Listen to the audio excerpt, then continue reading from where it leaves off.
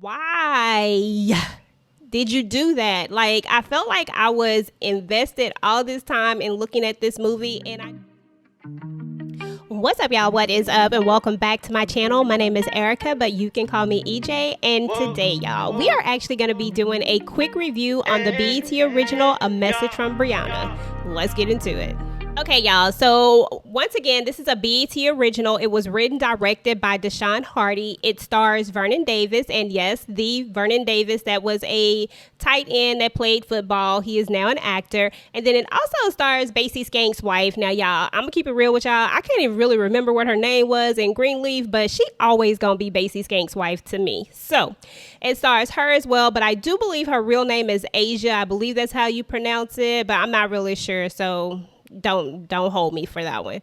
But anyway, y'all, this movie is about a married couple who moves into the husband's grandfather's home.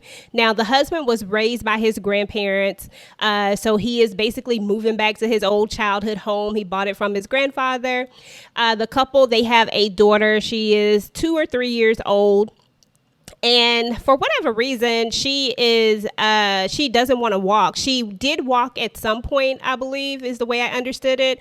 And then she just stopped walking at some point. To be honest, the movie doesn't ever really explain why that's kind of left unanswered. So you just know that there's nothing wrong with her, but for whatever reason, she just doesn't walk.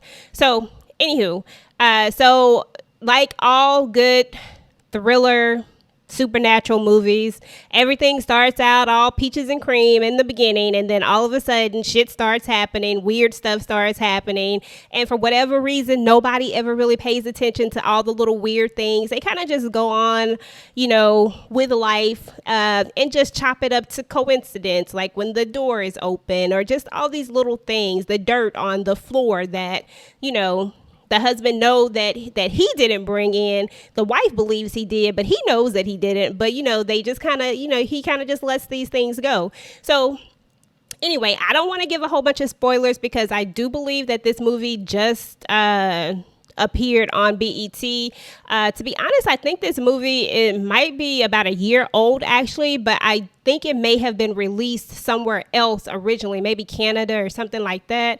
Don't hold me to that one either, because I didn't do a whole lot of research on the beginning of like where it came from, but I think I might have skimmed somewhere that might be the case. So if you see where it says it came out in 2021, but it's just now airing in BET this year, I think that might be the reasoning. But anywho, nevertheless, as the movie kind of progresses on, you quickly find out that the daughter is being possessed. You know what I'm saying? Like, she's being possessed. The father is seeing all this stuff, and he realizes that his daughter is possessed. He calls the preacher so they can try to, do like a seance. I don't know. It's not a seance. Where they banish the spirit and stuff. Y'all know. So anyway, what I think I like most at this point is that the mom is like, like as soon as she saw that her daughter wasn't her daughter no more, she was like, forget this, I'm out, like I'm done, like I'm not opening this door. You know how most parents would have been like when the kid is like, mommy, they like, they fall for it and they just open the door. She like, no, she did not open that door. I was like, okay, that's what I'm talking about. Cause see, that would be me.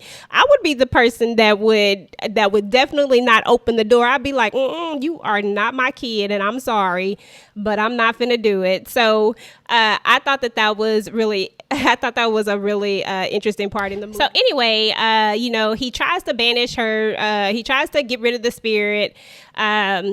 and stuff. And it temporarily does get rid of it for, temporarily, but that spirit is definitely not gone anywhere. So the husband has to try to figure out, like what's really going on. He has to figure out like the backstory of it. Now, once again, I'm trying my best not to give any big spoilers because I want you to be able to go and look at it without me telling you what the heck happened and messing it all up for you. But I'm just going to tell you what I think about the movie. We'll just skip on to that instead. So I think that overall, this movie starts out really strong. I think that it has a decent storyline, and that when you first start to watch it, like you're really pulled into it, like you really get invested in looking at this movie. You know what I'm saying? Like you're like, okay, I can do this. Now, is it a little bit predictable? Absolutely. But it's still very watchable, and it still kind of pulls you in, and it still gives you that, okay, I can watch this, even though I know that this or this is going to happen, especially if you like me and you read the synopsis. When you read the synopsis, it's not hard to kind of guess certain things as, when you're looking at a movie. However, other than it being a little bit predictable, I would definitely say that the only big con that I have on this movie, y'all, like, and this is a big one for me, is that it just ended so corny. Like, how do you take such a decent storyline and just end it so corny? Like, why did you do that? Like, I felt like I was invested all this time in looking at this movie, and I just got the corniest, wackest ending that they could do. I mean, I'm just keeping it real. I liked Dear Best Friends way more than I liked this movie as far as the ending is concerned. I felt like with Dear Best Friend, at least we got a ending that made sense. It's just like this just didn't end well for me. And I bring up Dear Best Friend because I'm almost positive that the same person wrote and directed it. It actually has the same actor and actresses in it as well. So if you haven't seen Dear Best Friend, it is another BET original. You should definitely check it out. I don't have a review on it. I might do a review on it. But so that was my biggest thing, is that it just ended so not great, guys. But definitely still worth the watch. I'm definitely not going to say that it wasn't worth the watch. It was. I just really wish that the ending could have been better. I don't know. It was just corny. Just keeping it real. Okay, y'all. So that's what's up with the movie A Message from Brianna. Let me know what you thought about the movie. Did you actually like the ending of the movie, or did you think that it could have been better? So leave those all in the comments. And if you enjoy quick reviews like this, then definitely check out some of my other quick reviews. I do reviews like this all the time. I'll go ahead and leave one here. And until next time, peace.